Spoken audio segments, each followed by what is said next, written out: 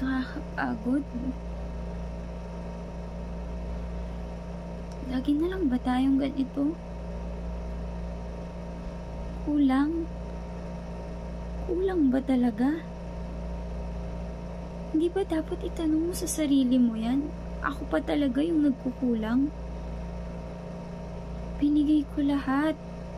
Sinakripisyo ko na yung lahat. Tapos sasabihin mo kulang? Mag-isip ka nga. Napapagod din ako. Napapagod ako. Nagsabi ba ako? Hindi, diba? Kasi ayokong iparamdam sa'yo yun. Pero pagod na pagod na ako. Sana nararamdaman mo yun.